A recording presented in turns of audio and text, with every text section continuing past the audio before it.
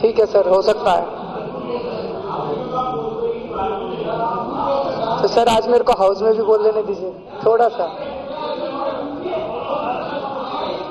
Sir अगर आप बोलने देंगे तो। केजरीवाल जी आप बोलिए, केजरीवाल जी बोलिए आप प्लीज। कब कोई नहीं बोलेगा प्लीज, सिर्फ सीएम साहब के। सर हम लोग पहली बार, हम कई लोग चुनाव लड़के विधानसभा में आए हैं, हमें तो एक्सपीरियंस नहीं है। जब हम आए थे तो हम लोगों ने देखा था बहुत सारे ऐसे माननीय सदस्य हैं जो 20-20 साल से हैं, कई ऐसे हैं जो 15-15 साल से हैं। हम लोगों ने वाकई, कई ऐसे हैं जो 15-15 साल से हैं। हम लोगों ने सोचा था दिल से कि हम लोग सीखेंगे, सबसे सीखेंगे, सीनियर से सीखेंगे। और हम मानते हैं सर हमें रूल्स नहीं आते, और हमने सोचा था हम सीनियर से रूल सीख लेंगे। लेकिन सर 2 दिन से मैं विधानसभा में बैठ के सारी चीजें देख रहा हूँ। हो सकता है मैं गलत हूँ, लेकिन कुछ चीजों को देख के मन खट्टा तो हुआ है थोड़ा सा। जिस तरह से कल माइक तोड़ दिए गए, जिस तरह से कागज फाड़ दिए गए, मुझे लगा ये तो ठीक नहीं है। मैं देख रहा था वो शौकीन जो हैं, वो पहली बार चुनाव लड़के आए हैं, वो कल बैठे हुए थे।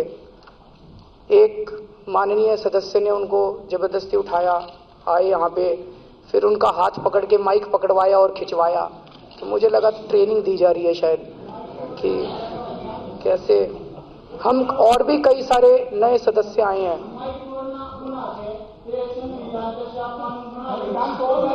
मैं सहमत हूँ, मैं आ रहा हूँ सर, मैं उस है ना, मैं बात पूरी कर लो उनको। शौकीन जी बैठ आ रहा हूँ उस पे। चलो सर मैं बोल रहा हूँ, उस पे भी आऊंगा। चलो जो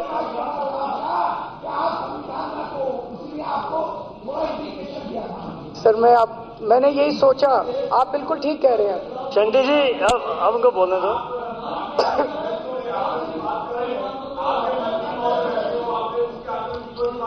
करूंगा मैं सर।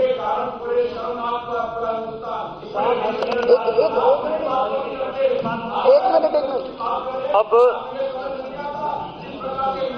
मुख्यमंत्री जी चर्चा का उत्तर देंगे, बाकी कोई नहीं बोलेगा। प्लीज सबको सुना गया। अब उन बातों को छोड़िए।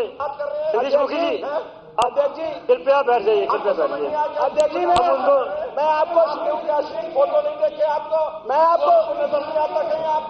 अध्यक्ष जी मैं स्मरण करा दूं आपको कि मेरा आज अभी सेंश्योर मोशन बचा हुआ है इनके मुख्यमंत्री जी के खिलाफ। अभी तक आपने उस पर चर्चा नहीं कराई है, इसके बाद उसको लेना है आपने। मुख्यमंत्री आपको स्मरण करा दूं जरा।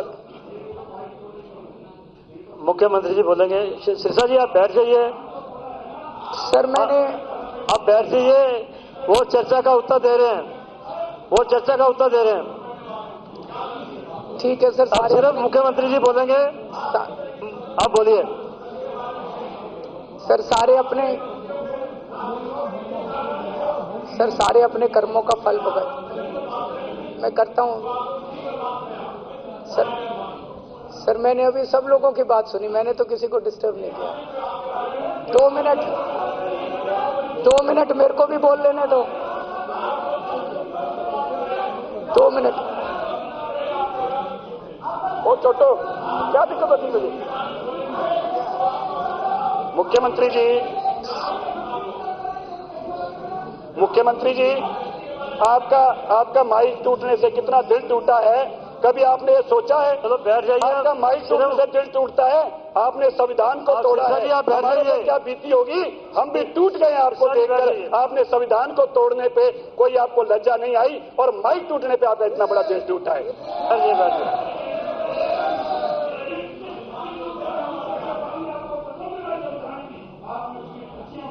फिर भी आपका दिल नहीं टूटा, फिर भी हमारा ही दिल टूटा। बैठ जाइए सही बात। सर मुख्यमंत्री जी, अब समय बहुत हो चुका है, अब उनका उत्तर सुनिए। ऐसे एक बोल आरपी सिंह जी, सर अगर आप सब लोगों ने तय किया है, बैठ जाइए। अगर आप सब लोगों ने तय किया कि बोलने नहीं देंगे तो आप लोगों की मर्जी है सर।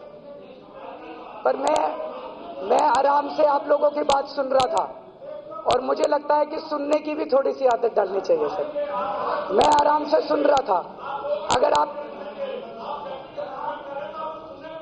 सर आप जब मैं बोल रहा हूं आप लिख लीजिए, मेरे बाद आप बोल लीजिएगा, मेरे बाद आप बोल लीजिएगा।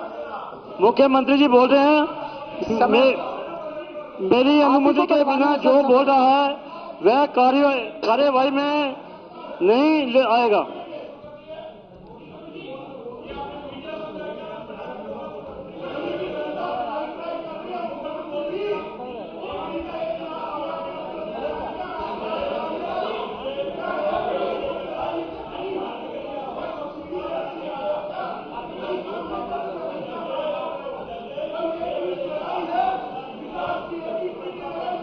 आप समय का ख्याल ही कीजिए।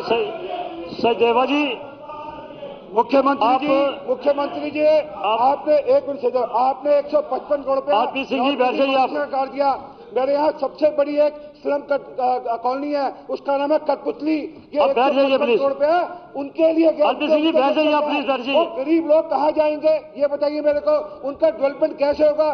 दिल्ली की सबसे बड़ी एक स्लम बस्ती है कठपुतली, 155 करोड़ रुपया आपने उनके जो हमने सूरतें इसी सदन में उसकी काट ली। मैं दोबारा कह रहा हूँ, मेरी अनुमति के बिना जो बोल रहा है वह कार्यवाही में शामिल नहीं होगा। कुछ माननीय सदस्यों ने कुछ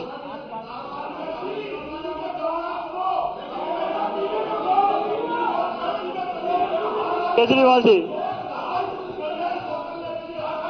डॉक्टर साहब आप अगर इजाजत दें तो मैं, डॉक्टर साहब आप अगर इजाजत दें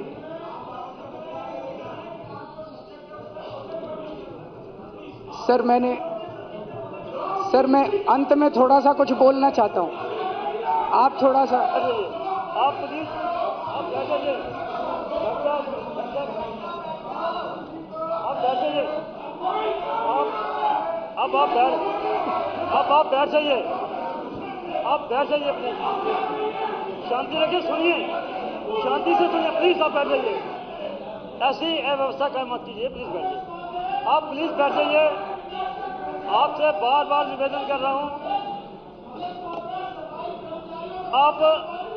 आपको समय दे दिया गया, आप बोल चुके हैं, आप बैठ जाइए।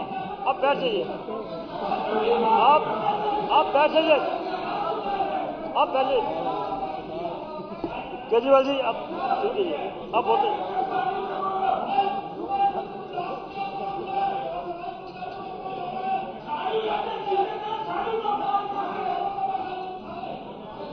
अब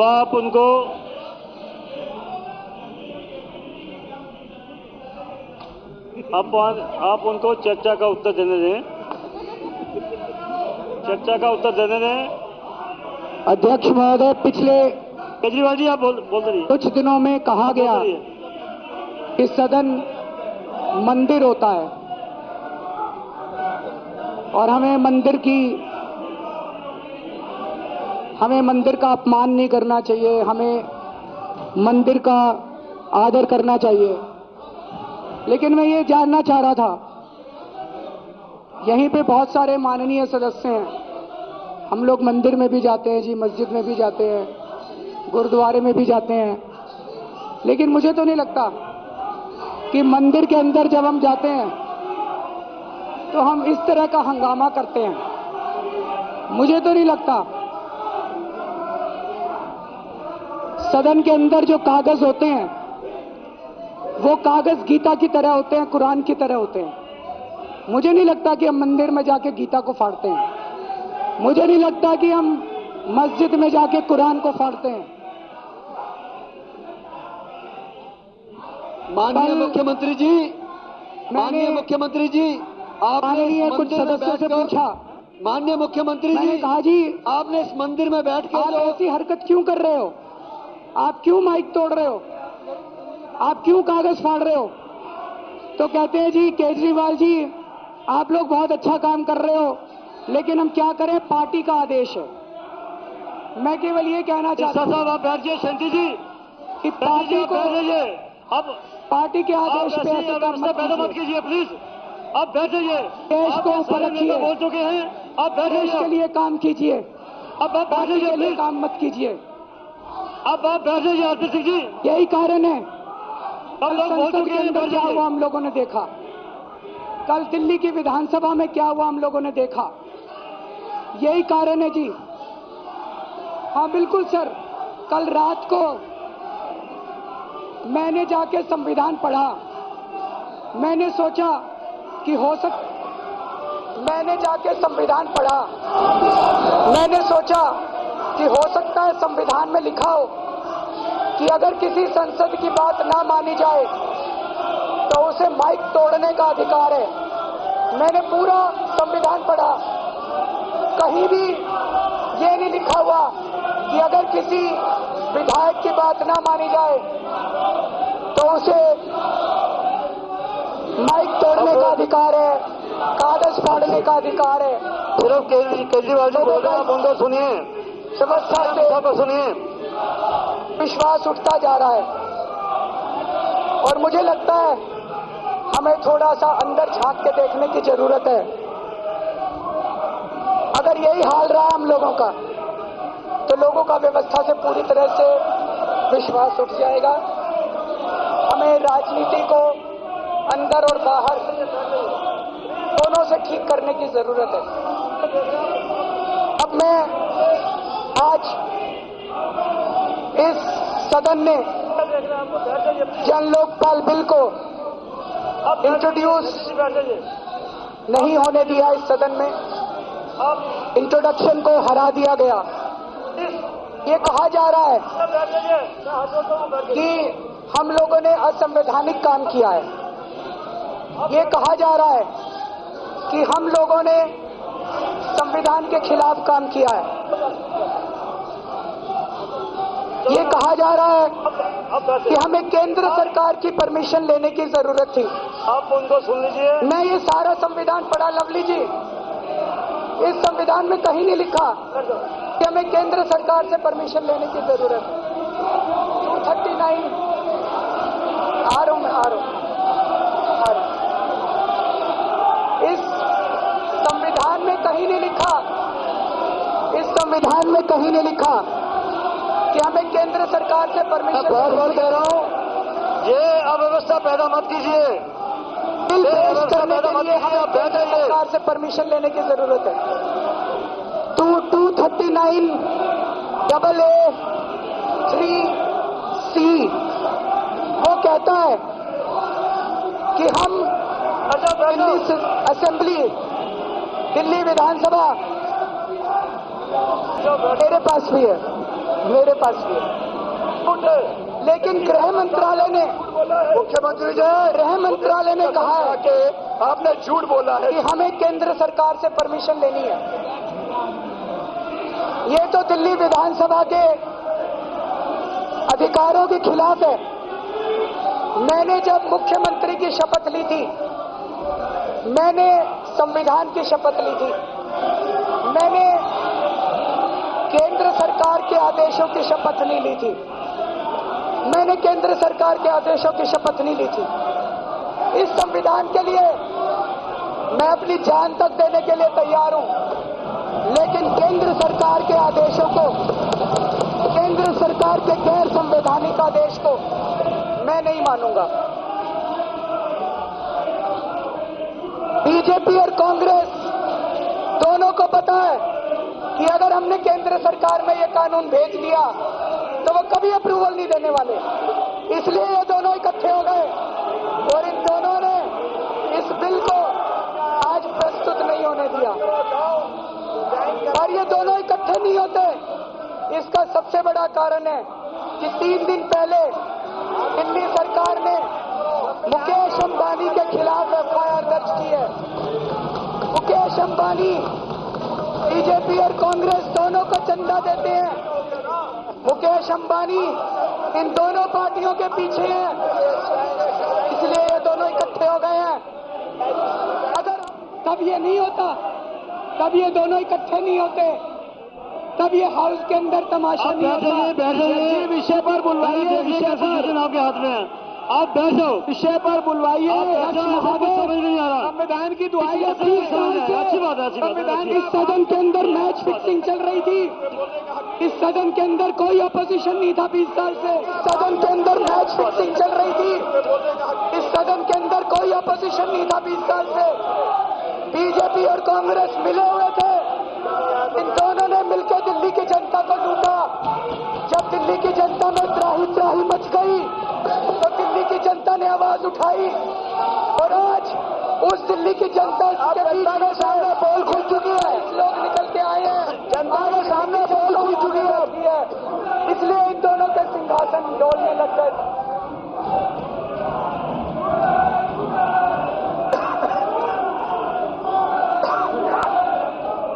और अध्यक्ष महोदय, ये दोनों पार्टियां जो अभी तक पर्दे के पीछे एक साथ हुआ करती थी, कल सारे देश के सामने सदन की मर्यादा बना के हो गई। इन दोनों पार्टियों का असली चेहरा सामने आ गया। अब वैसे ये कह रहे हैं कि हम लोग गैर संवैधानिक हैं। हम कहते हैं हम भ्रष्टाचार दूर करना चाहते हैं, ये कहते हैं नहीं, भ्रष्टाचार दूर करना गैर संवैधानिक है। हम कहते हैं कि हम लोग अंबानी के खिलाफ एफआईआर दर्ज करेंगे। आज मोइली साहब ने बोला है कि हम एफआईआर दर्ज करना गैर संवैधानिक है, भ्रष्टाचार दूर करना गैर संवैधानिक है, लोकपाल बिल पास करना गैर संवैधानिक है। जब आम आदमी पार्टी बनी थी तो हमने कहा था कि ये आंदोलन सड़क से संसद तक जाएगा। हम सड़क पे भी आंदोलन करेंगे, हम संसद में भी आंदोलन करेंगे। आज इस दिल्ली विधानसभा की दीवारें उस आंदोलन से गूंज रही है।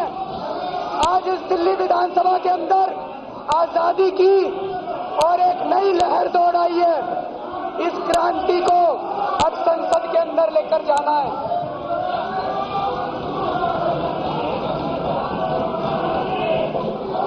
अध्यक्ष महोदय, हमारी सरकार रहे ना रहे, आप लोग हम यहाँ सरकार बचाने के लिए आप बोल रहे थे वो सुन रहे थे। हम यहाँ देश को बचाने के लिए आए हैं। भ्रष्टाचार को दूर करने के लिए अगर 100 बार मुख्यमंत्री की कुर्सी को दांव पे लगाना पड़े तो 100 बार क्या 1000 बार भी अपनी सरकार को दांव पे लगाने के लिए तैयार है। और मुख्यमंत्री की कुर्सी तो क्या, अगर अपनी जान देश के लिए देनी पड़े तो मैं अपने आप को बहुत सौभाग्यशाली समझूंगा। मुझे लगता है कि ये आखिरी हमारा सेशन है। आपका बहुत बहुत शुक्रिया।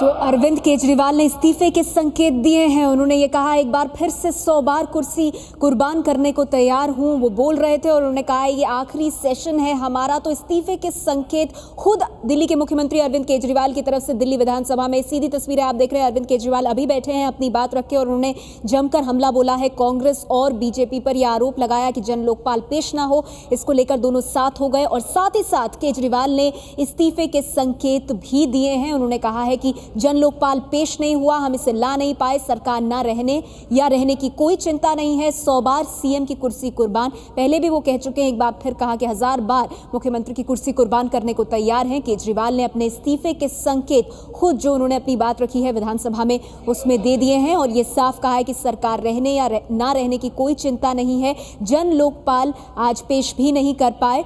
हमारे साथ इस बीच जुड़ गई हैं एबीपी न्यूज संवाददाता संगीता तिवारी। संगीता, ये अरविंद केजरीवाल ने खुद अपने भाषण में ही इस बात के संकेत दे दिए, ये कह करके कि 100 बार सीएम की कुर्सी कुर्बान।